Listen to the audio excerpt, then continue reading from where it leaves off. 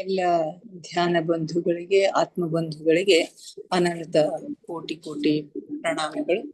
ಇಂದಿನ ಧ್ಯಾನ ಸ್ವಾಧ್ಯಾಯ ಸತ್ಸಂಗ ಕಾರ್ಯಕ್ರಮಕ್ಕೆ ತಮಗೆಲ್ಲರಿಗೂ ಸ್ವಾಗತ ಸುಸ್ವಾಗತ. ಮೊಟ್ಟ ಮೊದಲಿಗೆ ನಮ್ಮೆಲ್ಲರ ಧ್ಯಾನ ಗುರುಗಳಾದ ಪರಮ ಪೂಜ್ಯರಾದ ಬ್ರಹ್ಮರ್ಷಿ ಪಿತಾಮಹ ಡಾಕ್ಟರ್ ಸುಭಾಷ್ ಪತ್ರಿಜಿಯವರ ಚರಣ ಕಮಲಗಳಿಗೆ ವಂದಿಸುತ್ತಾ, ಗುರುಮಾತಾ ಸ್ವರ್ಣಮಾಲಾ ಅಮ್ಮನವರ ಪಾದ ಕಮಲಗಳಿಗೆ ನಮಿಸುತ್ತಾ, ನಮ್ಮೆಲ್ಲರ ಚೈತನ್ಯ ಶಕ್ತಿಯಾಗಿರ್ತಕ್ಕಂಥ ಮಹೋತಾರ್ ಬಾಬಾ ಅವರನ್ನ ನನ್ನ ಮಂದಿರದಲ್ಲಿ ಸ್ಮರಿಸುತ್ತಾ, ನನ್ನ ಗುರುಗಳಾದ ತಟವಾಲಿ ಬಾಬಾ, ಬರ್ಫಾನಿ ಬಾಬಾ, ಮಹಾದಾನಂದ ಬಾಬಾಜಿಯವರನ್ನ ನನ್ನ ಹೃದಯ ಮಂದಿರದಲ್ಲಿ ಸ್ಮರಿಸುತ್ತಾ, ನಮ್ಮ ಮಾರ್ಗದರ್ಶಕ ಗುರುಗಳಾದ ಡಾಕ್ಟರ್ ಜೀವಂದ್ರ ಕೇತಪ್ಪ ಸರ್ ಅವರಿಗೆ ವಂದಿಸುತ್ತಾ, ಅಯ್ಯಪ್ಪ ಪಿಂಡಿ ಸರ್ ಅವರಿಗೆ ವಂದಿಸುತ್ತಾ, ಎಲ್ಲ ಆಸ್ಟ್ರಲ್ ಮಾಸ್ಟರ್ಸ್ ಗಳಿಗೆ, ಪಿರಾಮಿಡ್ ಮಾಸ್ಟರ್ಸ್ ಗಳಿಗೆ ವಂದಿಸುತ್ತಾ, ಸೀತಾ ಮಾತೆ, ಯಶೋಧರಾ ಮಾತೆ, ವಸುಂಧರಾ ಮಾತೆಯರಿಗೆ ವಂದಿಸುತ್ತಾ, ಅವರೆಲ್ಲರ ಚೈತನ್ಯ ಶಕ್ತಿಯೊಂದಿಗೆ ನಮ್ಮ ಚೈತನ್ಯ ಶಕ್ತಿಯನ್ನ ಅನುಸಂಧಾನಗೊಳಿಸುತ್ತಾ ನಾವಿಂದಿನ ಸ್ವಾಧ್ಯಾಯವನ್ನ ಆರಂಭಿಸೋಣ. ಮಾಸ್ಟರ್ಸ್, ಈ ಆತ್ಮಾಯಣ ಸ್ವಾಧ್ಯಾಯಕ್ಕೆ ತಮ್ಗೆಲ್ಲರಿಗೂ ಮತ್ತೊಮ್ಮೆ ಸ್ವಾಗತವನ್ನ ಕೋರ್ತಾ ಇದ್ದೀವಿ. ನಮ್ಮ ಪೀಟರ್ ರೆಶ್ಲು ಅವರು ತಮ್ಮ ಚಾರ್ಲ್ಸ್ ಮತ್ತು ಆತನ ಭಾರತೀಯ ಗುರು ಆಗಿರ್ತಕ್ಕಂಥ ಭಾರತೀಯ ಮಿತ್ರರೊಂದಿಗೆ ಸೂಕ್ಷ್ಮ ಶರೀರಯಾನವನ್ನ ಮಾಡ್ತಾ ಇದ್ದಾರೆ. ಎಲ್ಲೆಲ್ಲಿ ಲಂಡನ್ನ ನಗರದ ಎಲ್ಲ ಪ್ರದೇಶಗಳಿಗೆ ಇವರು ಭೇಟಿಯನ್ನ ಕೊಡ್ತಾ ಇದ್ದಾರೆ. ಹಾಗೆ ಬರ್ತಾ ಅಲ್ಲಿ ಯುದ್ಧ ಶುರು ಆಗ್ತದ. ಯುದ್ಧ ವಿಮಾನ, ಯುದ್ಧ ಗುಂಡುಗಳ ಸಪ್ಪಳ ಎಲ್ಲವನ್ನು ಕೇಳ್ತಾ ಆಕಾಶದಲ್ಲಿ ಹಾರಾಡ್ತಾ ಬರುವಾಗ ಒಂದು ವಿಮಾನ ಅಪಘಾತಕ್ಕೆ ಈಡಾಗ್ತದ. ಕರಕಲಾಗಿ ಕೆಳಗೆ ಬೀಳುತ್ತೆ. ಕೆಳಗೆ ಬಿದ್ದಾಗ ಅಲ್ಲಿಯ ಪೈಲಟ್ ಹೊರಗಡೆ ಬಂದು ಬಿದ್ದು ಬಿಡ್ತಾನೆ. ಅವನು ಮರಣವನ್ನ ಅಪ್ತಾನೆ. ಆಗ ಅವನ ಸೂಕ್ಷ್ಮ ಶರೀರ ಹೆದರ್ಕೊಂಡು ಅದರ ಬಾಡಿಯ ಸುತ್ತಲೇ ಇರುತ್ತೆ. ಅದರ ಸಹಾಯಕ್ಕಾಗಿ ನಮ್ಮ ಈ ಪೀಟರ್ ರೆಶ್ಲು ಅವರು ಮತ್ತು ಅವರ ಗುರುಗಳು ಧಾವಿಸಿ ಹೋಗೋದನ್ನ ನಾವು ಕಾಣ್ತಾ ಇದ್ವಿ. ಅಲ್ಲಿ ಏನು ನಡೀತು ಅಂತಕ್ಕಂಥದ್ದನ್ನು ನಾವು ನಿನ್ನೆ ಚರ್ಚೆ ಮಾಡ್ತಾ ಇದ್ವಿ. ಆ ಒಂದು ಅದೇ ತಾನೇ ದೇಹವನ್ನ ಬಿಟ್ಟಿರ್ತಕ್ಕಂಥ ಹೆದರಿಕೊಂಡಿರ್ತಕ್ಕಂಥ ಒಂದು ಸೂಕ್ಷ್ಮ ಶರೀರಕ್ಕೆ ತಿಳುವಳಿಕೆಯನ್ನ ನೀಡ್ತಾ ಅವನನ್ನ ಪಕ್ಕಕ್ಕೆ ಕರೆದುಕೊಂಡು ಬರ್ತಾರೆ. ಕೆಲವೇ ಸೆಕೆಂಡುಗಳಲ್ಲಿ ಇವರ ಮಿತ್ರರು ಅವನನ್ನ ತೆಕ್ಕೆಯಲ್ಲಿ ತೆಗೆದುಕೊಂಡು ಆ ಯುವಕನಿಗೆ ತಿಳಿಯದಂತೆ ಅವನನ್ನ ಘಟನಾ ಸ್ಥಳದಿಂದ ದೂರ ಕರೆದುಕೊಂಡು ಬರ್ತಾರೆ. ಕೆಲವೇ ಸೆಕೆಂಡುಗಳಲ್ಲಿ ಅಲ್ಲಿಂದ ಬಂದು ಅವರು ದೂರದ ಒಂದು ಹಳ್ಳಿಗೆ ಬರ್ತಾರೆ ಅಂತ ಹೇಳ್ತಾರೆ. ನನ್ನ ಮಿತ್ರನು ಅವನನ್ನು ಅರಣ್ಯದ ಬಳಿಯ ನದಿಯೊಂದು ಹರಿದು ಬಂದು ದೊಡ್ಡ ನದಿಯಲ್ಲಿ ಸಂಗಮವಾಗುವಂತ ಒಂದು ಸುಂದರವಾದ ಸ್ಥಳದಲ್ಲಿ ತೆಗೆದುಕೊಂಡು ಬಂದ. ಆ ವ್ಯಕ್ತಿಯನ್ನ, ಆ ಒಂದು ಸೂಕ್ಷ್ಮ ಶರೀರವನ್ನ ಎಲ್ಲಿ ಕರ್ಕೊಂಡು ಬರ್ತಾರೆ ಅಂತಂದ್ರೆ ಒಂದು ಸುಂದರವಾಗಿರ್ತಕ್ಕಂಥ ಒಂದು ಪ್ರದೇಶ. ಅಲ್ಲಿ ನದಿ ಒಂದು ಹರಿದು ಸಂಗಮವನ್ನ ಸೇರ್ತಕ್ಕಂಥ ಒಂದು ಪ್ರದೇಶ, ಅತ್ಯಂತ ಸುಂದರವಾಗಿರ್ತಕ್ಕಂಥ ರಮಣೀಯವಾಗಿರ್ತಕ್ಕಂಥ ಒಂದು ಪ್ರದೇಶಕ್ಕೆ ಅವನನ್ನ ಕರ್ಕೊಂಡು ಬರ್ತಾರೆ. ಅದರ ದಡದಲ್ಲಿ ನಾವು ಸುಮ್ಮನೆ ಕುಳಿತುಕೊಂಡೆವು. ಆ ಭಯಂಕರ ಬೆಂಕಿಯ ಬಳಿಕ ಇಲ್ಲಿ ಕುಳಿತುಕೊಳ್ಳುವುದು ನಮಗೆ ಸ್ವರ್ಗಕ್ಕೆ ತಲುಪಿದಂತೆ ಆಯ್ತು ಅಂತ ಹೇಳ್ತಾರೆ. ಇದುವರೆಗೆ ಅತ್ಯಂತ ದಾರುಣವಾಗಿರ್ತಕ್ಕಂಥ ಕರಕಲಾಗಿ ಆ ಒಂದು ವಿಮಾನ ಕರಕಲಾಗಿ ಬಿದ್ದಿರ್ತಕ್ಕಂಥ ಬೆಂಕಿಯ ಒಂದು ಅನುಭವವನ್ನ ಇವರು ಅನುಭವಿಸಿರ್ತಾರೆ. ಈಗ ಈ ಪ್ರದೇಶಕ್ಕೆ ಬಂದಾಗ ಅವ್ರಿಗೆ ಸ್ವರ್ಗ ಸಿಕ್ಕ ಹಾಗೆ ಆಯ್ತು, ಅಷ್ಟೊಂದು ಸ್ವರ್ಗದಲ್ಲಿ ತಲುಪಿದಂತೆ ಆಯ್ತು ಅಂತ ಹೇಳ್ತಾರೆ. ನನ್ನ ಮಿತ್ರನು ಸ್ವಲ್ಪ ಹೇಳಲು ಆರಂಭಿಸಿದನು. ಇದರೊಂದಿಗೆ ಅವನ ಮನಸ್ಸಿನಲ್ಲಿ ಭಯವು ನಿಧಾನವಾಗಿ ಕಡಿಮೆಯಾಗುತ್ತಾ ಬಂತು. ಅವರ ಮಿತ್ರರು ಆ ಒಂದು ಸೂಕ್ಷ್ಮ ಶರೀರಕ್ಕೆ, ಯುವಕ ಮರಣವನ್ನ ಅಪ್ಪಿರ್ತಾನೆ, ಪೈಲಟ್ ಮರಣವನ್ನ ಅಪ್ಪಿರ್ತಾನಲ್ಲ, ಅವನಿಗೆ ಏನೋ ತಿಳುವಳಿಕೆಯನ್ನ ಹೇಳಿಕೆ, ಏನೋ ಮಾತನಾಡದ ಹಾಗೆ ಅನಿಸುತ್ತೆ. ಆಗ ಅವನಲ್ಲಿರ್ತಕ್ಕಂಥ ಭಯ ಸ್ವಲ್ಪ ನಿಧಾನವಾಗಿ ಕಡಿಮೆ ಆಗ್ತಾ ಬಂತು. ಆ ಯುವಕನು ಇಲ್ಲಿಯವರೆಗೆ ಜರುಗಿದ ಘಟನೆಗಳ ಸ್ಪಷ್ಟೀಕರಣವನ್ನು ಕೇಳಿದನು. ಮೊದಲು ತಾನು ಸತ್ತಿರುವನೆಂಬುದನ್ನು ಅವನು ನಂಬಲು ತಯಾರಿರಲಿಲ್ಲ. ಇದುವರೆಗೆ ಏನು ನಡೀತು ಅಂತಕ್ಕಂಥದ್ರ ಸ್ಪಷ್ಟೀಕರಣವನ್ನ ಕೇಳ್ತಾನೆ. ಮೊದಲು ತಾನು ಸತ್ತಿದ್ದೇನೆ ಅಂತಕ್ಕಂಥದ್ದನ್ನ ಅವನು ನಂಬಲಿಕ್ಕೆ ತಯಾರಿರಲಿಲ್ಲ. ನಾನು ಸ್ವಯಂ ಜೀವಂತವಾಗಿರುವೆನೆಂಬ ಅನುಭವ ನನಗೆ ಆಗುತ್ತಿದೆ. ಹಾಗಿರುವಾಗ ನಾನು ಮರಣ ಹೊಂದಿರಲು ಹೇಗೆ ಸಾಧ್ಯ ಅಂತ ಹೇಳಿ ಕೇಳಲಿಕ್ಕೆ ಶುರು ಮಾಡ್ದ. ನಾನು ಸ್ವಯಂ ನನ್ನ ಸ್ವತಃ ನನ್ನ ಮನಸ್ಸಿಗೆ ನಾನು ಜೀವಂತವಾಗಿದ್ದೇನೆ ಅಂತ ಹೇಳಿ ನನಗೆ ಅನಿಸ್ತಾ ಇದೆ. ನಾನು ಸತ್ತಿದ್ದೇನೆ ಅಂತ ಹೇಳಿ ಹೇಗೆ ಭಾವಿಸಲಿ, ಹೇಗೆ ನಂಬಲಿ ಅಂತ ಹೇಳಿ ಕೇಳ್ತಾನೆ. ಆಗ ನಾವು ಅವನನ್ನು ನೀನು ಎಲ್ಲಿ ಇರುತ್ತಿ, ಎಲ್ಲಿ ವಾಸ ಮಾಡ್ತೀಯಾ ಅಂತ ಕೇಳಿದಾಗ ಅವನು ತನ್ನ ಮನೆಯ ವಿಳಾಸವನ್ನ ಹೇಳ್ತಾನೆ. ನೀನು ವಾಸ ಮಾಡ್ತಕ್ಕಂಥದ್ದು ಎಲ್ಲಿ, ಯಾವ ಪ್ರದೇಶದಲ್ಲಿ, ಯಾವ ಊರಿನಲ್ಲಿ ಇರ್ತೀಯಾ ಅಂತಂದಾಗ ತನ್ನ ಮನೆಯ ವಿಳಾಸವನ್ನು ಅವನು ಹೇಳ್ತಾನೆ. ನಡೆ, ನಾವಲ್ಲಿಗೆ ಹೋಗಿ ನಿಮ್ಮ ತಂದೆ ತಾಯಿಗಳು ಇನ್ನೂ ಮಲಗಿರುವರೋ ಅಥವಾ ಇಲ್ಲವೋ ಅನ್ನೋದನ್ನ ನೋಡಿ ಬರೋಣ ಅಂತ ಹೇಳಿ ಅವನನ್ನ ಕರ್ಕೊಂಡು ಮುಂದೆ ಹೋಗ್ತಾರೆ. ನಿನ್ನ ಮನೆಗೆ ಹೋಗೋಣ, ನಿನ್ನ ಮನೆಯಲ್ಲಿ ನಿನ್ನ ತಂದೆ ತಾಯಿಗಳು ಏನ್ ಮಾಡ್ತಾ ಇದ್ದಾರೆ ಅನ್ನೋದನ್ನ ನೋಡೋಣ, ಅವ್ರು ಇನ್ನೂ ಮಲ್ಕೊಂಡಿದಾರೋ ಅಥವಾ ಇಲ್ವೋ ಅನ್ನೋದನ್ನ ನೋಡೋಣ ಅಂತ ಹೇಳಿ ಆ ಯುವಕನನ್ನ ಕರ್ಕೊಂಡ್ ಬರ್ತಾರೆ. ಈ ಮಾತು ಆ ಯುವಕನಿಗೆ ತಿಳಿಯಲಿಲ್ಲ, ಇವ್ರು ಏನ್ ಹೇಳ್ತಾರೆ ಅಂತಕ್ಕಂಥದ್ದು ಅವನಿಗೆ ಗೊತ್ತಾಗ್ಲಿಲ್ಲ. ಆದ್ರೂ ಕೂಡ ಅವನು ಆ ಕಡೆ ಇರ್ತಕ್ಕಂಥ ತನ್ನ ಮನೆಯ ಕಡೆಗೆ ಕೈ ಮಾಡಿ ತೋರಿಸ್ತಾನ, ನನ್ನ ಮನೆ ಇಲ್ಲಿದ ಅಂತ ಹೇಳಿ. ಅಲ್ಲಿ ಹೋದ ಅವರ ಪರಿವಾರದ ಜನರು ಈಗ ತಾನೇ ಮಲಗಲು ಹೋಗಿದ್ರು. ಅಲ್ಲಿ ಹೋಗಿ ನೋಡ್ತಾರೆ, ದೂರ ನಿಂತ್ಕೊಂಡು ನೋಡ್ತಾರೆ. ಆ ಪರಿವಾರದಲ್ಲಿರ್ತಕ್ಕಂಥ ಜನರು ಈಗ ತಾನೇ ಮಲಗಲಿಕ್ಕೆ ಹೋಗಿರ್ತಾರೆ, ಆದ್ರೆ ಇನ್ನೂ ಮಲಗಿರ್ಲಿಲ್ಲ. ಬಹಳಷ್ಟು ಜನರು ಅವನ ಮನೆಯತ್ತ ಹೊರಟಿರುವುದನ್ನು ನೋಡಿಯೂ ಆ ಹುಡುಗನೇ ತಿಳಿಯಲಿಲ್ಲ. ಬಹಳಷ್ಟು ಜನರು ಅವನ ಮನೆಯತ್ತ ಹೋಗ್ತಾ ಇರೋದನ್ನು ನೋಡಿದ್ರು ಕೂಡ ಅವನಿಗೆ ಗೊತ್ತಾಗ್ಲಿಲ್ಲ. ಅವರು ಅವನ ತಂದೆ ತಾಯಿಗಳನ್ನು ಗಮನವಿಟ್ಟು ನೋಡುತ್ತಿದ್ದರು. ಆಗ ಅವರಲ್ಲಿ ಆ ಹುಡುಗನ ತಂದೆ ತಾಯಿ ಯಾರು ಅನ್ನೋದನ್ನ ಗಮನವಿಟ್ಟು ನೋಡ್ತಾ ಇದ್ರು. ನನ್ನ ಮಿತ್ರನು ಅವನೊಂದಿಗೆ ಮಾತನಾಡುವುದರಲ್ಲಿ ತನ್ಮಯನಾಗಿದ್ದನು. ಭಾರತೀಯ ಮಿತ್ರ ಏನದಲ್ಲ, ಅವನೊಂದಿಗೆ ಮಾತನಾಡುವುದರಲ್ಲಿ, ಅವನಿಗೆ ವಸ್ತುಸ್ಥಿತಿಯನ್ನ ತಿಳಿಸಿ ಹೇಳುವುದರಲ್ಲಿ ಅವನು ತನ್ಮಯನಾಗಿರ್ತಾನೆ. ಈ ರೀತಿಯಾಗಿ ಅವನು ಆ ಯುವಕನ ಗಮನವನ್ನು ಹೋಗಗೊಡ್ಲಿಲ್ಲ, ಬೇರೆ ಕಡೆಗೆ ಅವನ ಗಮನ ಹರಿಯ ಬಿಡ್ಲಿಲ್ಲ. ಇಲ್ಲವಾದಲ್ಲಿ ಅವನಿಗೆ ಸ್ವಲ್ಪ ವಿಚಿತ್ರವೆನಿಸುತ್ತಿತ್ತು. ಸ್ವಲ್ಪ ಹೊತ್ತಿನ ಬಳಿಕ ಮೊದಲು ಅವನ ತಂದೆ, ಆಮೇಲೆ ಅವನ ತಾಯಿ ಮಲಗಿಕೊಂಡ್ರು. ಸ್ವಲ್ಪ ಹೊತ್ತಿನ ನಂತರ ಮೊದಲು ಅವ್ರ ತಂದೆ ಮಲ್ಕೊಳ್ತಾನೆ, ಆಮೇಲೆ ಅವನ ತಾಯಿ ಮಲ್ಕೊಳ್ತಾರೆ. ಅವರು ಶರೀರದಿಂದ ಹೊರ ಬರುತ್ತಿದ್ದಂತೆ ತಮ್ಮ ಮಗನನ್ನು ನೋಡಿ ಬಹಳ ಆನಂದಿತರಾದರು. ನಿದ್ರೆಯಲ್ಲಿ ಅವರ ಸೂಕ್ಷ್ಮ ಶರೀರ ಹೊರಗೆ ಬರ್ತಾ ಇದೆ. ಅವರ ಸೂಕ್ಷ್ಮ ಶರೀರ ಹೊರಗೆ ಬರ್ತಾ ಇದ್ದ ಹಾಗೆ ತಮ್ಮ ಮಗನನ್ನ ನೋಡ್ತಾರೆ. ನೋಡಿ ಅವ್ರಿಗೆ ಬಹಳಷ್ಟು ಆನಂದ ಆಗ್ತದ. ನನ್ನ ಮಿತ್ರನು ಏನು ಜರುಗಿದೆ ಎಂಬುದನ್ನು ಅವ್ರಿಗೆ ಹೇಳತೊಡಗದ. ಏನಾಗಿದೆ, ನಿಮ್ಮ ಮಗನಿಗೆ ಏನಾಗಿದೆ ಯುದ್ಧದಲ್ಲಿ ಅಂತಕ್ಕಂಥದ್ದನ್ನೆಲ್ಲ ಹೇಳಿಕ್ಕೆ ತೊಡಗ್ತಾನೆ. ಈ ಸೂಚನೆಯನ್ನು ನೀಡಲು ಅವರನ್ನು ಮಾನಸಿಕವಾಗಿ ತಯಾರು ಮಾಡ್ತಾ ಇದ್ದ. ಈ ಒಂದು ಘಟನೆಯನ್ನ ಅರಗಿಸಿಕೊಳ್ಳಿಕ್ಕೆ, ಅದನ್ನ ಕೇಳಲಿಕ್ಕೆ, ಅದನ್ನ ಎದುರಿಸ್ಲಿಕ್ಕೆ ಅವರನ್ನ ಮಾನಸಿಕವಾಗಿ ಅವನು ತಯಾರು ಮಾಡ್ತಾ ಇರ್ತಾನೆ. ಯಾಕಂದ್ರೆ ಅವರಿಗೆ ಈ ಸಮಾಚಾರ ಇನ್ನೂ ನಾಳೆ ತಿಳಿಯುವುದಿತ್ತು. ಯುದ್ಧ ಆಗಿ 1-2 ದಿವಸಗಳ ನಂತರ ಈ ಸಮಾಚಾರ ಅವ್ರಿಗೆ ತಿಳಿತಕ್ಕಂಥ ಸಾಧ್ಯತೆ ಇರ್ತದ. ಈಗ ತಕ್ಷಣವೇ ಇವರು ಅಲ್ಲಿಗೆ ಬಂದಿದ್ದಾರೆ. ಆದ್ದರಿಂದ ಅವ್ರಿಗೆ ಆ ಒಂದು ಸಂಗತಿಯನ್ನ ಅದನ್ನ ತಿಳಿದುಕೊಳ್ಳಿಕ್ಕೆ ಮಾನಸಿಕವಾಗಿ ಅವರನ್ನ ಸಿದ್ಧಗೊಳಿಸ್ತಾ ಇರ್ತಾನೆ. ಆದರೆ ಹೇಗೂ ಮಗನೊಂದಿಗೆ ಭೇಟಿಯಾಗಬಲ್ಲೆವೆಂಬ ಕಾರಣಕ್ಕೆ ಬೇಗನೆ ಸಂಭಾಳಿಸ್ಕೊಳ್ತಾರೆ. ಯಾಕಿದ್ರು ತಮ್ಮ ಮಗನ ಜೊತೆಗೆ ಮಾತನಾಡ್ತಾ ಇದ್ವಿ, ಮಗನ ಜೊತೆಗೆ ಇದ್ದೀವಿ ಅಂತ ಹೇಳಿ ಅವ್ರು ಬೇಗ ಸಂಭಾಳಿಸ್ಕೊತಾರೆ. ಮಲಗಿದಾಗ ಅವರು ಶರೀರದಿಂದ ಹೊರ ಬಂದ ಮೇಲೆ ಅವರು ಅವನೊಂದಿಗೆ ಭೇಟಿಯಾಗಬಲ್ಲರೆಂಬುದನ್ನು ತಿಳಿದುಕೊಂಡು ಅವರ ದುಃಖ ಸ್ವಲ್ಪ ಹಗರ ಆಯ್ತು. ಮಲಗಿದ ನಂತರ ಸೂಕ್ಷ್ಮ ಶರೀರದಲ್ಲಿ ಆದರೂ ತನ್ನ ಮಗನನ್ನ ನೋಡಬಹುದು ಅಂತಕ್ಕಂಥ ಒಂದು ಸಂಗತಿಯನ್ನ ತಿಳ್ಕೊಂಡು ಅವರಿಗೆ ಸ್ವಲ್ಪ ದುಃಖ ಹಗರ ಆಗ್ತದ ಅಂತ ಹೇಳ್ತಾರೆ. ಜನರು ಶರೀರದಿಂದ ಹೊರ ಬಂದ ಮೇಲೆ ಏನನ್ನು ನೋಡುವರೋ, ಏನನ್ನು ತಿಳಿದುಕೊಳ್ಳುವರೋ ಅದನ್ನೆಲ್ಲ ನಿಜ ಜೀವನದಲ್ಲಿ ನೆನಪಿನಲ್ಲಿ ಇಟ್ಟುಕೊಳ್ಳದಿರುವುದು ಮಹಾ ಕರುಣೆಯ ಸಂಗತಿಯಾಗಿದೆ. ಜನರು ಶರೀರದಿಂದ ಹೊರ ಬಂದಾಗ ಅಥವಾ ನಿದ್ರೆಯಲ್ಲಿ ಅಥವಾ ಕನಸಿನಲ್ಲಿ ಏನೆಲ್ಲವನ್ನ ನೋಡ್ತಾರೋ, ಏನೆಲ್ಲವನ್ನ ತಿಳಿದುಕೊಳ್ತಾರೆ, ಅದೆಲ್ಲವನ್ನು ನಿಜ ಜೀವನದಲ್ಲಿ ನೆನಪಿನಲ್ಲಿ ಇಟ್ಟುಕೊಳ್ಳದೆ ಇರ್ತಕ್ಕಂಥದ್ದು ನಿಜವಾಗಿಯೂ ಅದು ಒಂದು ಏನಂತಾರೆ, ಅವನಿಗೆ ಕರುಣೆಯ ವಿಷಯ, ಅದು ಒಂದು ಒಳ್ಳೆಯದು ಅಂತ ಹೇಳ್ತಾರೆ. ಬಹಳಷ್ಟು ಜನರಿಗೆ ಅಪಘಾತ ಇಲ್ಲವೇ ಮರಣ ಸಂಭವಿಸುವ ಮುಂಚೆಯೇ ಅದರ ಅನುಭೂತಿಯು ಮೊದಲೇ ಆಗುತ್ತದೆ ಎಂಬ ಸಂಗತಿಯು ನನಗೀಗ ಅರ್ಥವಾಯಿತು. ಕೆಲವೊಂದು ಜನರಿಗೆ ಅಪಘಾತ ಮುಂದೆ ಆಗ್ತದ ಅಂತಕ್ಕಂಥದ್ರ ಸೂಚನೆಗಳು ಬರ್ತಾ ಇರ್ತವೆ.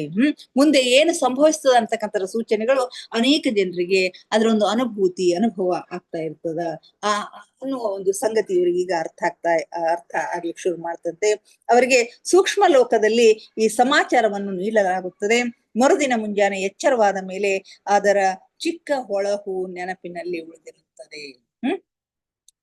ಅವರಿಗೆ ಸೂಕ್ಷ್ಮ ಲೋಕದಲ್ಲಿ ಈ ಸಮಾಚಾರವನ್ನ ನೀಡ್ತಾರೆ. ಮೊದಲೇ ಆ ಸಮಾಚಾರ ಅವ್ರಿಗೆ ಗೊತ್ತಾಗಿರ್ತದ. ಮರುದಿವ್ಸ ಮುಂಜಾನೆ ಎಚ್ಚರವಾದಾಗ ಅದರ ಒಂದು ಚಿಕ್ಕ ನೆನಪು, ಮಸುಕಾಗಿರ್ತಕ್ಕಂಥ ಒಂದು ನೆನಪು ಅವರಲ್ಲಿ ಉಳಿದಿರ್ತದ. ಅವರೊಂದಿಗೆ ಸ್ವಲ್ಪ ಸಮಯ ಕಳೆದ ನಂತರ ಮೃತ್ಯು ಅಂದ್ರೆ ಏನು ಇದರ ಕುರಿತು ಸಾಧ್ಯವಾದಷ್ಟು ವಿವರಿಸಿ ಹೇಳಿದನು. ಆ ತಂದೆ ತಾಯಿಗಳ ಜೊತೆಗೆ ಸ್ವಲ್ಪ ಹೊತ್ತು ಕಳೆದಾದ ನಂತರ ಈ ಮೃತ್ಯು ಅಂದ್ರೆ ಏನು ಅಂತಕ್ಕಂಥದ್ರ ಕುರಿತು ಕೆಲವೊಂದು ವಿವರಗಳನ್ನ ಹೇಳ್ತಾನೆ.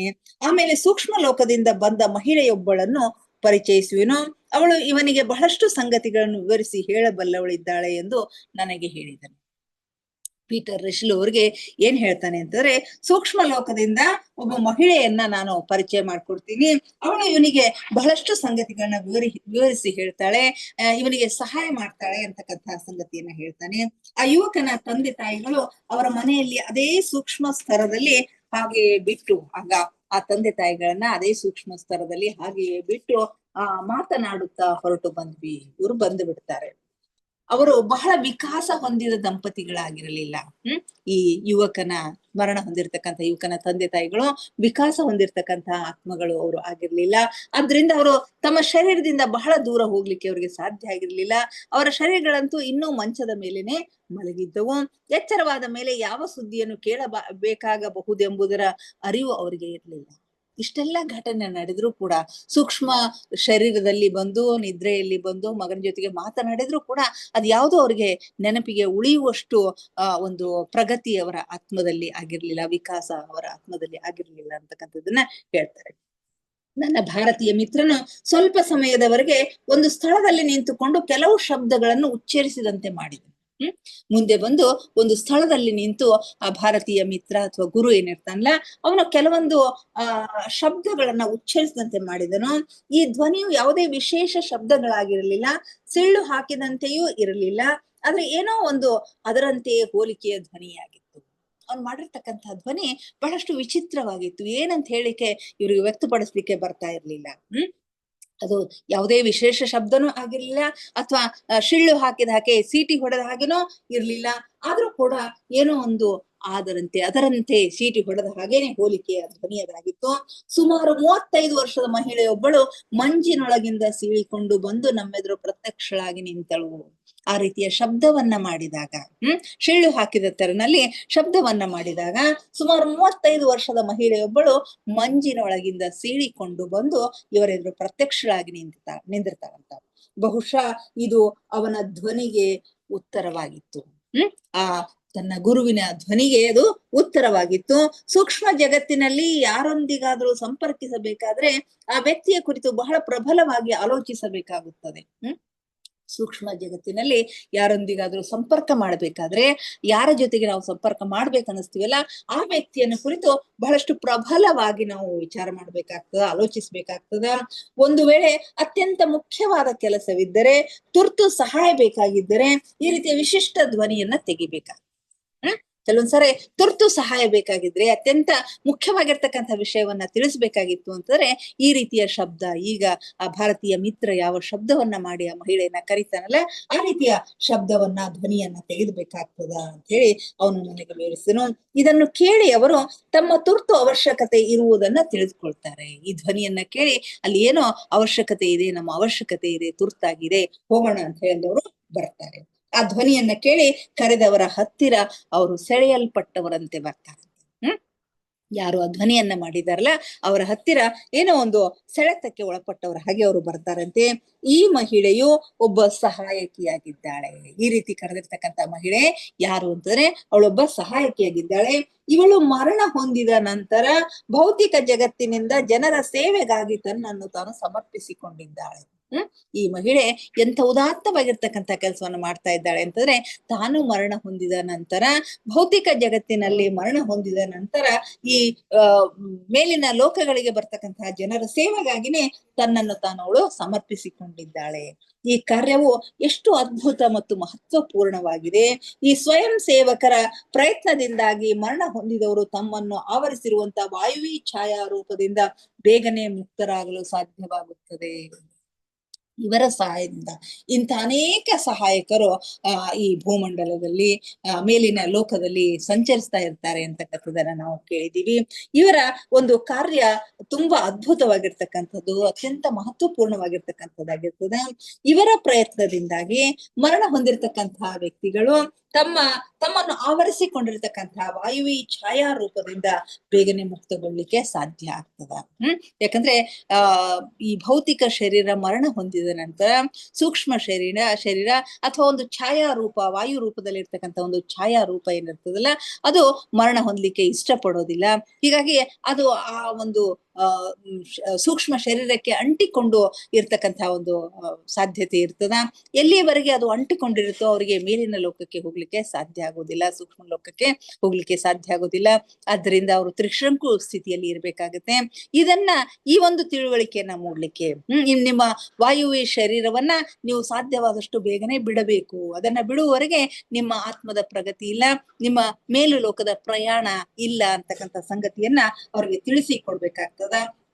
ಸೊ ಈ ರೀತಿಯ ಒಂದು ಕೆಲಸವನ್ನ ಮಾಡುವುದಕ್ಕಾಗಿ ಆ ಸಹಾಯಕಿಯರು ಕೆಲಸ ಮಾಡ್ತಾ ಇರ್ತಾರೆ. ಅದರ ಹೊರತಾಗಿ ಸೂಕ್ಷ್ಮ ಲೋಕದಲ್ಲಿ ಅವರ ಜೀವನ ಪೂರ್ಣವಾಗಿ ಆರಂಭವಾಗುವುದಿಲ್ಲ. ಎಲ್ಲಿಯವರೆಗೆ ಆ ವಾಯುವಿ ಶರೀರ, ಆ ಛಾಯಾ ರೂಪದ ಶರೀರವನ್ನ ಬಿಡುವುದಿಲ್ವೋ ಅಲ್ಲಿಯವರೆಗೆ ಅವರ ಸೂಕ್ಷ್ಮ ಲೋಕದ ಪ್ರಯಾಣ ಆರಂಭವಾಗುವುದಿಲ್ಲ. ಇದು ಅಲ್ಲದೆ ಹೊಸ ವಾತಾವರಣದಲ್ಲಿ ಹೊಂದಿಕೊಳ್ಳಲು ಕೂಡ ಸ್ವಯಂ ಸೇವಕರು ಅವರಿಗೆ ಸಹಾಯ ಮಾಡ್ತಾರೆ. ಅಷ್ಟೇ ಅಲ್ಲದೇನೆ ಭೂಮಿಯನ್ನ ಬಿಟ್ಟ ನಂತರ ಮೇಲು ಲೋಕಕ್ಕೆ ಹೋದಾಗ ಆ ಹೊಸ ವಾತಾವರಣಕ್ಕೆ ಹೊಂದಿಕೊಳ್ಳಿಕ್ಕೆ ಅಲ್ಲಿ ತಮ್ಮನ್ನು ತಾವು ಹೊಂದಿಸಿಕೊಳ್ಳಿಕ್ಕೆ ಸಹಾಯಕವಾಗುವ ಹಾಗೆ ಅವರು ಸಹಾಯ ಮಾಡ್ತಾರೆ. ನಾವು ನಮ್ಮ ಕೇಸನ್ನು ಅಂತಂದ್ರೆ ಆ ಯುವಕನನ್ನು ಆ ಮಹಿಳೆಗೆ ಒಪ್ಪಿಸ್ತಾರೆ. 35 ವರ್ಷದ ಮಹಿಳೆಯನ್ನು ಇವರು ಸಹಾಯಕ್ಕಾಗಿ ಬರ್ತಾಳಲ್ಲ, ಅವಳಿಗೆ ಒಪ್ಪಿಸಿದೆವು. ಅವಳಿಗೆ ಅವನ ಕುರಿತು ಎಲ್ಲ ತಿಳುವಳಿಕೆಯನ್ನ ನೀಡಲಾಯಿತು. ಅವನು ಯಾರು, ಏನು, ಯಾವ ರೀತಿ ಏನು ಸಂಭವಿಸ್ತು, ಹೇಗೆ ಮರಣ ಆಯ್ತು ಅಂತಕ್ಕಂಥ ಎಲ್ಲ ಸಂಗತಿಗಳನ್ನ ಅವಳಿಗೆ ತಿಳಿಸ್ತಾರೆ. ಅವಳ ಸಹಾನುಭೂತಿ ಪೂರ್ಣ ವ್ಯವಹಾರದಿಂದ ಯುವಕನು ಶೀಘ್ರವಾಗಿ ಸಂಭಾಳಿಸಿಕೊಂಡನು. ಅವಳ ಒಂದು ಅತ್ಯಂತ ಸಹನೆಯಿಂದ ಅವನ ಜೊತೆಗೆ ವರ್ತನೆಯನ್ನ ಮಾಡ್ತಾ ಇದ್ಲು. ಅವಳ ಭೂತಿಯಿಂದ ತುಂಬಿರ್ತಕ್ಕಂಥ ಒಂದು ವ್ಯವಹಾರದಿಂದಾಗಿ ಆ ಯುವಕ ತೀವ್ರವಾಗಿ ಸಂಭಾಳಿಸಿಕೊಂಡನು. ಆಮೇಲೆ ಅವಳೊಂದಿಗೆ ಹೊಸ ಜೀವನ ಆರಂಭಿಸಲು ಸೂಕ್ಷ್ಮ ಲೋಕಕ್ಕೆ ಹೊರಟು ಹೋದನು. ಅವಳ ವ್ಯವಹಾರದಿಂದ ಅವನು ಸುಧಾರಿಸಿಕೊಂಡು ಅವಳ ಜೊತೆಗೆ ಹೊಸ ಜೀವನವನ್ನ ಆರಂಭಿಸಲಿಕ್ಕೆ ಸೂಕ್ಷ್ಮ ಲೋಕಕ್ಕೆ ಹೊರಟು ಹೋದನು. ಹೀಗೆ ಯಾವಾಗಲೂ ಜರುಗುತ್ತಿದೆ ಎಂದು ನನಗೆ ವಿಶ್ವಾಸ ಬಂತು. ಹೀಗೆ ಎಲ್ಲ ಜೀವಿಗಳ ವಿಷಯದಲ್ಲಿನೂ ಜರುಗ್ತದ. ಪ್ರತಿಯೊಂದು ಯಾವ ಆ ಆತ್ಮ ದೇಹವನ್ನ ಬಿಟ್ಟು ಬಂದಿರ್ತದಲ್ಲ ಅವರೆಲ್ಲರಲ್ಲಿನೂ ಇಂಥದ್ದು ಜರುಗ್ತದ ಅಂತಕ್ಕಂತಹ ವಿಶ್ವಾಸ ಅವ್ರಿಗೆ ಬರ್ತದ. ಯಾರಿಗಾದ್ರೂ ತಮ್ಮ ಮಾರ್ಗವನ್ನು ಕಂಡುಕೊಳ್ಳಬೇಕಾದಾಗ ಅವರ ಸಹಾಯಕ್ಕಾಗಿ ಯಾರಾದ್ರೂ ನಿಶ್ಚಿತವಾಗಿ ನೇಮಿಸಲ್ಪಟ್ಟಿರ್ತಾರೆ.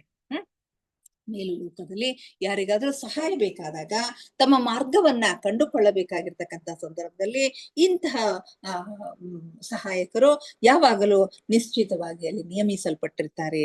ಈ ರೀತಿಯಾಗಿ ಹೊಸ ಆಗಂತುಕನೊಬ್ಬ ಬೇಗನೆ ಎಲ್ಲ ಸಂಗತಿಗಳಿಂದ ಪರಿಚಿತನಾಗುತ್ತಾನೆ.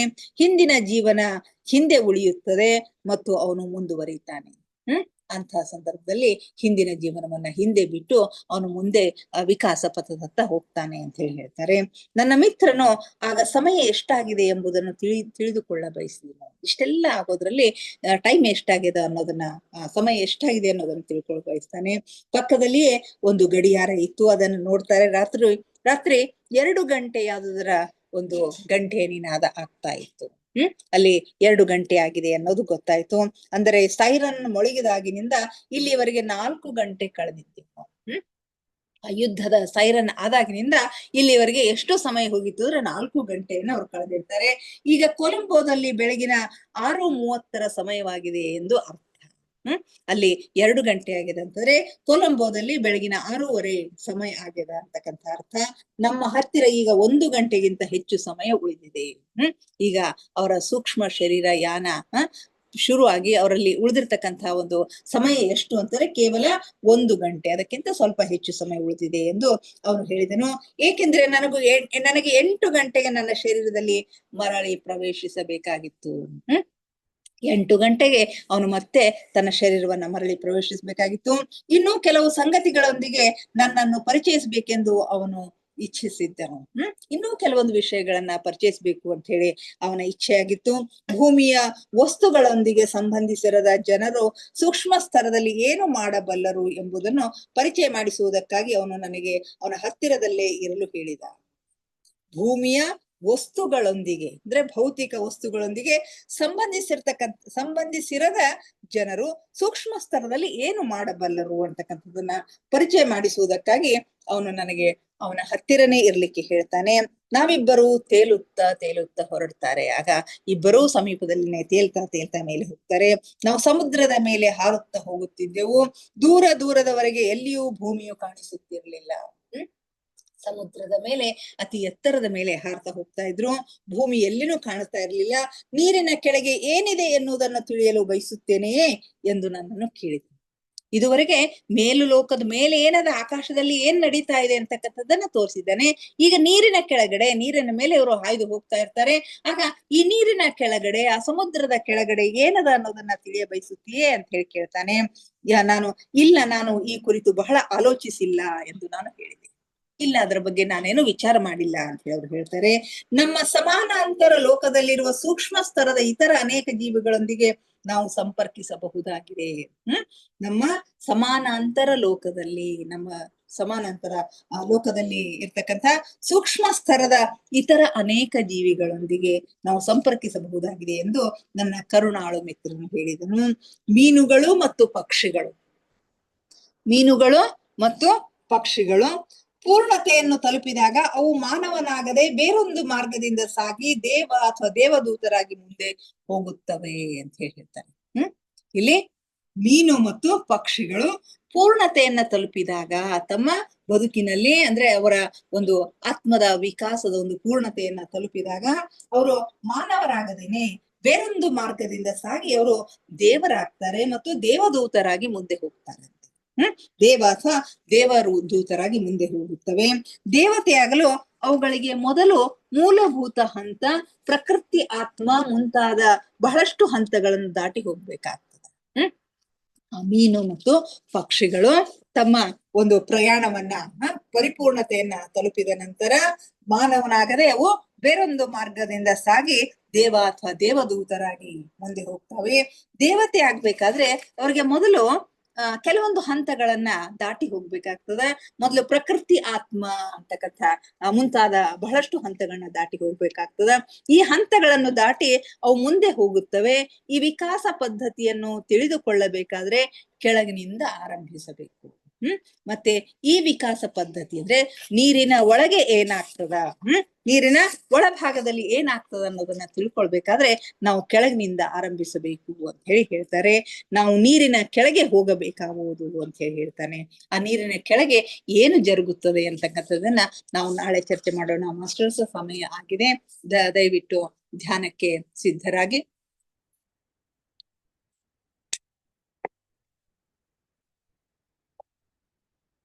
ಯಾವುದಾದ್ರೂ ಸ್ಥಿರ ಸುಖಾಸನದಲ್ಲಿ ಕುಳಿತುಕೊಳ್ಳಿ. ಚೇರ್ ಮೇಲೆ ಕುಳಿತಿದ್ರೆ ಕಾಲುಗಳನ್ನ ಕ್ರಾಸ್ ಮಾಡ್ಕೊಳ್ರಿ. ಕೈ ಬೆರಳುಗಳನ್ನ ಒಂದ್ರೊಳಗೊಂದು ಸೇರಿಸ್ಕೊಳ್ರಿ.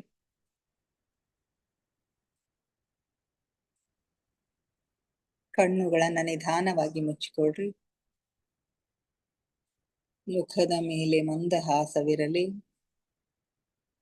ಬೆನ್ನು ನೇರವಾಗಿರಲಿ. ದೇಹದ ಯಾವ ಭಾಗದಲ್ಲಿಯೂ ಬಿಗಿತ ಬೇಡ. Relax, relax, relax please. ಮೊಟ್ಟ ಮೊದಲಿಗೆ ನಮ್ಮೆಲ್ಲರ ಧ್ಯಾನ ಗುರುಗಳಾದ ಪರಮ ಪೂಜ್ಯರಾದ ಬ್ರಹ್ಮರ್ಷಿ ಪಿತಾಮಹ ಡಾಕ್ಟರ್ ಸುಭಾಷ್ ಪತ್ರಿಜಿಯವರ ಚರಣ ಕಮಲಗಳಿಗೆ ವಂದಿಸುತ್ತ, ಗುರುಮಾತಾ ಸ್ವರ್ಣಮಾಲಾ ಅಮ್ಮನವರ ಪಾದ ಕಮಲಗಳಿಗೆ ನಮಿಸುತ್ತ, ನಮ್ಮೆಲ್ಲರ ಚೈತನ್ಯ ಶಕ್ತಿಯಾಗಿರ್ತಕ್ಕಂಥ ಮಹಾವತಾರ್ ಬಾಬಾ ಅವರನ್ನ ನನ್ನ ಹೃನ್ಮಂದಿರದಲ್ಲಿ ಸ್ಮರಿಸುತ್ತ, ನನ್ನ ಗುರುಗಳಾದ ತಟವಾಲಿ ಬಾಬಾ, ಬರ್ಫಾನಿ ಬಾಬಾ, ಮಹದಾನಂದ ಬಾಬಾಜಿಯವರನ್ನ ನನ್ನ ಹೃದಯ ಮಂದಿರದಲ್ಲಿ ಸ್ಮರಿಸುತ್ತ, ನಮ್ಮ ಮಾರ್ಗದರ್ಶಕ ಗುರುಗಳಾದ ಡಾಕ್ಟರ್ ಜೀವಂದರ್ ಕೇತಪ್ಪ ಸರ್ ಅವರಿಗೆ ವಂದಿಸುತ್ತ, ಅಯ್ಯಪ್ಪ ಪಿಂಡಿ ಸರ್ ಅವರಿಗೆ ವಂದಿಸುತ್ತ, ಎಲ್ಲ ಆಸ್ಟ್ರಲ್ ಮಾಸ್ಟರ್ಸ್ಗಳಿಗೆ, ಪಿರಾಮಿಡ್ ಮಾಸ್ಟರ್ಸ್ಗಳಿಗೆ ವಂದಿಸುತ್ತ, ಸೀತಾ ಮಾತೆ, ಯಶೋಧರಾ ಮಾತೆ, ವಸುಂಧರಾ ಮಾತೆಯರಿಗೆ ವಂದಿಸುತ್ತ, ಅವರೆಲ್ಲರ ಚೈತನ್ಯ ಶಕ್ತಿಯೊಂದಿಗೆ ನಮ್ಮ ಚೈತನ್ಯ ಶಕ್ತಿಯನ್ನ ಅನುಸಂಧಾನಗೊಳಿಸುತ್ತ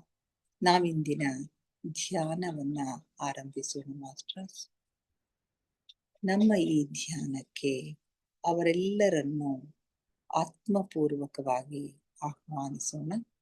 ಅವರೆಲ್ಲರೂ ಜ್ಯೋತಿ ಸ್ವರೂಪದಲ್ಲಿ ಬಂದು ನಮ್ಮ ಜೊತೆಗೆ ಕುಳಿತು ಧ್ಯಾನಿಸುತ್ತಿದ್ದಾರೆ ಎಂದು ಭಾವಿಸುತ್ತ ನಾವಿಂದಿನ ಧ್ಯಾನವನ್ನ ಆರಂಭಿಸೋಣ. ಮಾಸ್ಟರ್ಸ್, ಕೇವಲ ಸಹಜ ಶ್ವಾಸದ ಮೇಲೆ ಗಮನ. ಪ್ರಕೃತಿ ಸಹಜವಾದ ಉಸಿರಾಟವಿರಲಿ. ಒಳ ಹೋಗುವ ಉಸಿರು, ಹೊರ ಬರುವ ಉಸಿರನ್ನು ಏಕಧಾರೆಯಾಗಿ ನಿರಂತರವಾಗಿ ಗಮನಿಸಿ ಮಾಸ್ಟರ್ಸ್. ಉಸಿರನ್ನು ಒಳಗೆ ತೆಗೆದುಕೊಂಡಾಗ ತಂಪು ಅನುಭವ, ಹೊರಗೆ ಬಿಟ್ಟಾಗ ಬಿಸಿ ಅನುಭವವಾಗುತ್ತೆ. ಗಮನಿಸಿ. ಯಾವ ಆಲೋಚನೆಗಳು ಬೇಡ.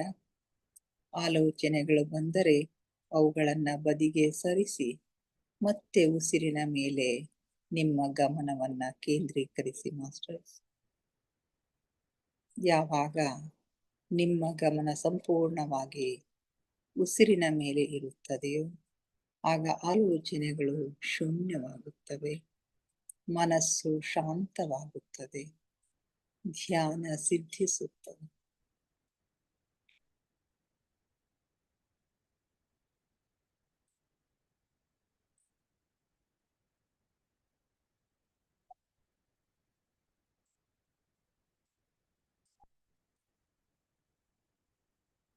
ನಮ್ಮ ಉಚ್ಛ್ವಾಸ ನಿಶ್ವಾಸದ ಮಧ್ಯದ ಬಿಂದು, ಅದುವೇ ಧ್ಯಾನ ಬಿಂದು, ಅದುವೇ ಶೂನ್ಯ ಬಿಂದು, ಅದುವೇ ನಮ್ಮ ಒಳ ಜಗತ್ತಿನ ಸೂಕ್ಷ್ಮ ಜಗತ್ತಿನ ಕೀಲಿಕೈ. ಅಲ್ಲಿ ಒಂದು ಕ್ಷಣ ನಿಲ್ಲುವ ಅಭ್ಯಾಸ ಮಾಡಿ ಮಾಸ್ಟರ್ಸ್.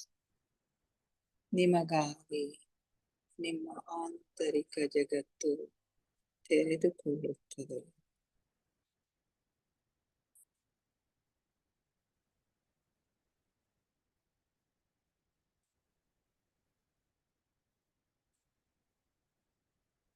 ಆಲಿಸಿ ಆಲಿಸಿ ಸೂಕ್ಷ್ಮ ನಾದಗಳನ್ನು, ಸೂಕ್ಷ್ಮ ಸ್ವರಗಳನ್ನು ಆಲಿಸಿ.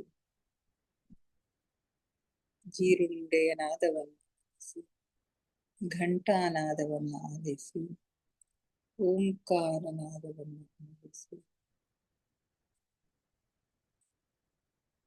ನೀವೆಷ್ಟು ಸೂಕ್ಷ್ಮಗಳನ್ನು ಆರಿಸಲು ಸಮರ್ಥರಾಗುತ್ತೀರೋ ಅಷ್ಟು ನಿಮ್ಮ ಒಳಗಿನ ಆಗುಹೋಗುಗಳು,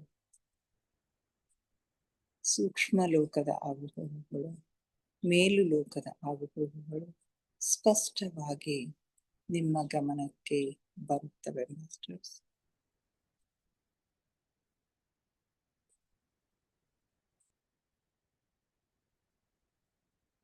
ನಾನು ದೇಹವಲ್ಲ, ನಾನು ಆತ್ಮಸ್ವರೂಪಿ.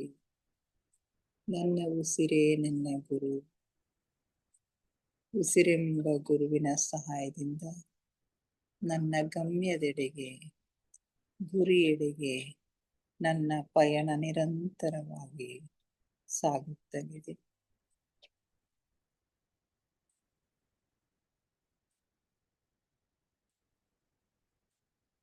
ಧ್ಯಾನ ಆಳವಾಗ್ತಾ ಇದೆ. ಉಸಿರು ನಿಧಾನವಾಗ್ತಾ ಇದೆ. ಉಸಿರು ನಿಧಾನವಾಗುತ್ತಾ ನಿಧಾನವಾಗುತ್ತಾ ಚಿಕ್ಕದಾಗುತ್ತಾ ಚಿಕ್ಕದಾಗುತ್ತಾ ನಮ್ಮ ಭ್ರೂ ಮಧ್ಯದಲ್ಲಿ ಸ್ಥಿರಗೊಳ್ತಾ ಇದೆ.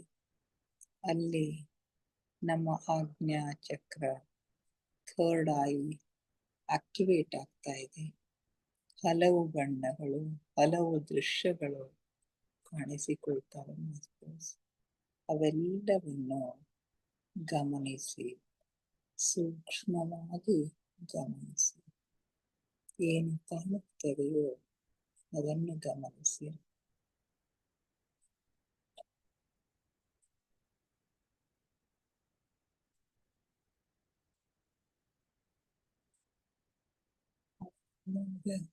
ಧ್ಯಾನದ ಹಾಲ್ಗಡಲಿನಲ್ಲಿ ನಿಮ್ಮನ್ನು ನೀವು ಮುಳುಗಿಸಿ ಮಾಸ್ಟರ್ಸ್.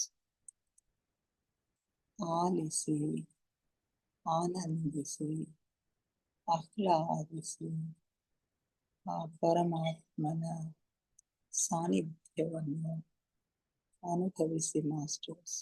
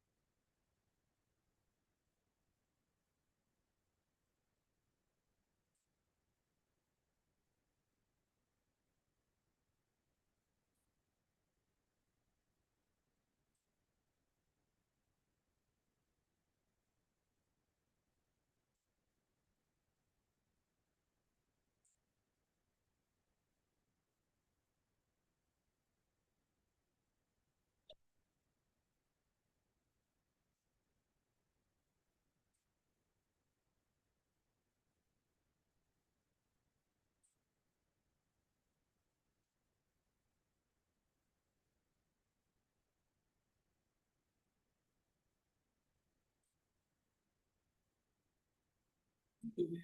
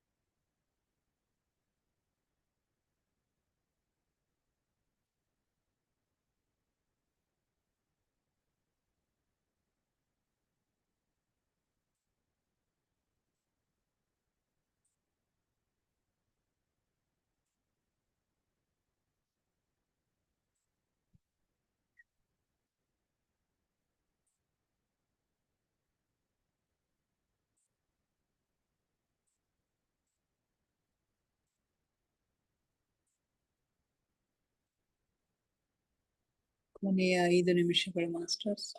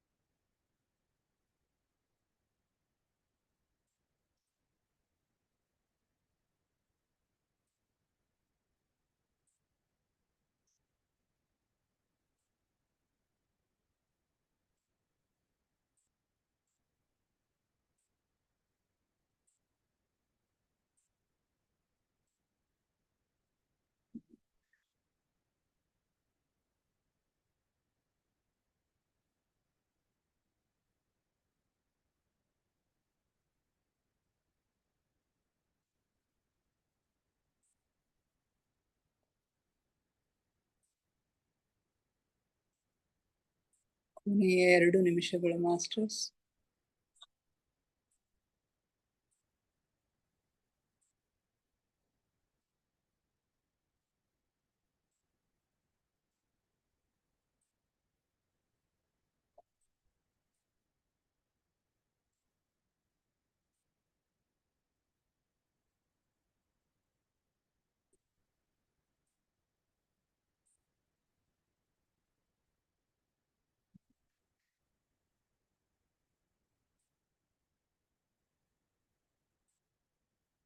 ಕೊನೆಯ 1 ನಿಮಿಷ.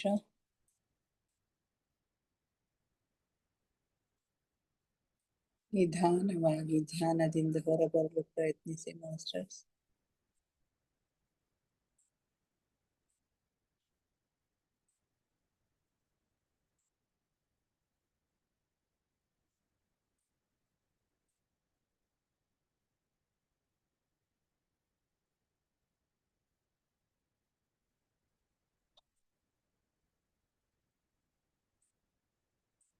seconds.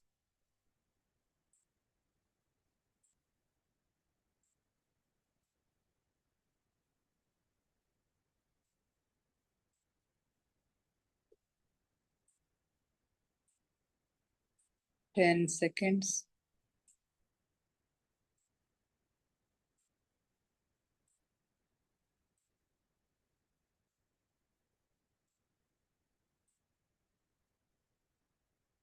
Five, 4, 3, 2, 1, 0. ನಿಧಾನವಾಗಿ ನಿಮ್ಮ ಕೈ ಬೆರಳುಗಳನ್ನ ಬಿಡಿಸ್ಕೊಂಡು ಕಣ್ಣುಗಳ ಮೇಲೆ ಇಟ್ಕೊಳ್ಳಿ ಮಾಸ್ಟರ್ಸ್. 5 seconds. 5, 4, 3, 2, 1, 0. ನಿಧಾನವಾಗಿ ಕಣ್ಣುಗಳ ಮೇಲೆ ಕೈಗಳನ್ನ ತೆಗೆದು ನಿಧಾನವಾಗಿ ಕಣ್ಣುಗಳನ್ನು ಓಪನ್ ಮಾಡಿ masters. Thank you, thank you, thank you everybody.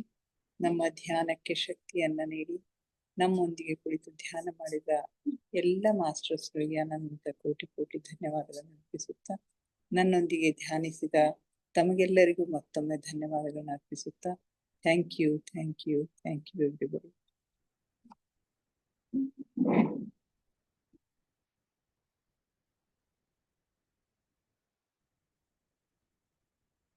ಯಾರಾದ್ರೂ ಏನಾದ್ರೂ ಶೇರ್ ಮಾಡ್ಕೊಳ್ತೀರಿ ಮಾಡ್ಕೊಳ್ರಿ. Hello,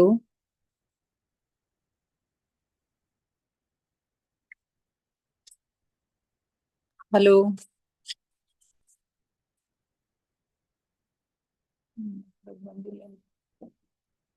hello Sarojini madam.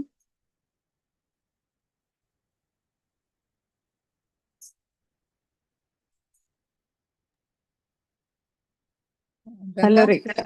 ಹೇಳಮ್ಮ. ಹಾ ಹಾ ಸ್ವಾಧ್ಯಾಯ ಚೆನ್ನಾಗಿತ್ತು. ಧ್ಯಾನನು ಡೀಪ್ ಇತ್ರಿ ಇವತ್ತ. ಏನೇನೋ ಇದಾಯ್ತು, ಬಟ್ ಏನು ನೆನಪಿಲ್ಲ. ಹೌದಾ? ಹೋಗ್ತಾ ಇದ್ದಂಗೆಲ್ಲ ಹೋದಂಗ ಆಗ್ತಾ ಇತ್ತು, ಹೋಗ್ತಾ ಇದ್ದೆ, ಬಟ್ ಏನು ಅದು ಮಾತಾಡಿದ್ದು ಏನು ನೆನಪಿಲ್ಲ. ನೆನಪಿಲ್ಲ. ಕ್ಲಿಯರ್. ನಮಸ್ಕಾರ ಮೇಡಮ್. ನಮಸ್ಕಾರ ನಮಸ್ಕಾರ. ನಾವ್ ಸ್ವಲ್ಪ ಲೇಟ್ ಜಾಯಿನ್ ಆದೆ. ಹೌದ್ರಿ, ಹೌದು. ಇವತ್ತು PMC ತರಂಗ ಒಳಗ ಒಂದ್ ಕ್ಲಾಸ್ ಇತ್ತ. ಹೌದ್ರಿ. 8:15ರಿಂದ 9:20 ತಕ ಇತ್ತು. ಹೌದ್ರಿ, ಅನಸ್ತು ನನಗೆ. ನಾ ಜಾಯಿನ್ ಆಗೋಟಿಗೆ ನಿಮ್ದು ಸ್ವಾಧ್ಯಾಯ ಮುಗೀತು. ಧ್ಯಾನ ಕೆಟ್ಟ ಕೂತ್ಬಿಟ್ಟೆ. ಆಯ್ತು ಆಯ್ತು. ಮತ್ರಿ ಮೇಡಮ್, PMC ಯಾವ್ದಂದ್ರಿ? PMC ತರಂಗ. ತರಂಗ ರೀ. ಎಲ್ಲಿಂದ ಇದಾಗ್ತದೆ? ಮಂಗಳೂರ್ದ. Okay okay. ಏನ್ ಅದು ಮಾಡಿದ್ರಿ, ಶೇರ್ ಮಾಡಿದ್ರಿ? ಅಲ್ಲಿ ಪಿರಮಿಡ್ ಧ್ಯಾನನೇ, ಪಿರಮಿಡ್ ಶಕ್ತಿ. ಹಾ ಪಿರಮಿಡ್. ಪಿರಮಿಡ್ ಬಗ್ಗೆ. Thank you madam, thank you. ನಮಸ್ಕಾರ. ಓಂಕಾರಿನ ಬಂದಿಲ್ಲಲ್ರಿ ಅಕ್ಕ? ಇಲ್ಲ, ಇನ್ನ ಇಲ್ಲ. ಇನ್ನು 11 ನಿಮಿಷ ಬರ್ಲಿಕ್ಕೆ. ಹೌದಲ್ರಿ, 11:11 ಆಗ್ತದಲ್ಲ. ಮಾತಾಡಿರೋದೆಲ್ಲ. ಹೌದ್ರಿ. ಓಕೆ ಮೇಡಮ್, ಮುಗಿಸೋಣ. ಓಕೆ ರೀ ಅಕ್ಕ. ಓಕೆ ರೀ. ಅದೊಂದಿಗೆ thank you, thank you, thank you everybody. Thank you Rekha, thank you. Good night.